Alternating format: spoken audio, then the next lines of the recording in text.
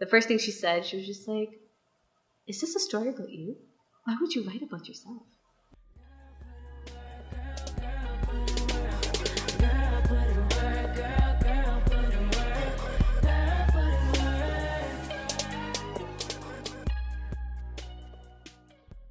So Virgins is about four 20-something-year-old young women in Toronto who are struggling to navigate adulthood as millennials and love in relationships as virgins.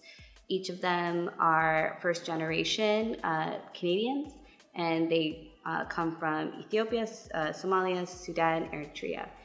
I came up with the idea for Virgins just through living life, and our friend group was full of girl, let me tell you what happened to me today. And they were super awkward stories, really uncomfortable, hilarious.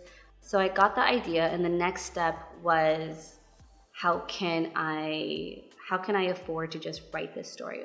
There was an artist residency for emerging writers that kind of just popped up, and I applied.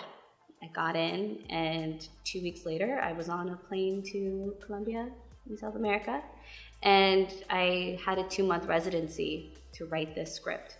I thought, how great would it be if we just actually had stories that looked like us, that told the story of us, and had East African women in the forefront. I just made flyers, I made call-out posters, and I put it on the internet. I was shocked how many people were interested and seriously applied to help create this, because this was all volunteer. Everyone who worked on the show, on the series, was volunteering their talent, their time. We reached out to equipment rental companies. We asked them to, like, pretty please, like, lend us some equipment, and we sent a proposal, and they approved us. For anybody who's interested on how can they create their own thing, people are resources.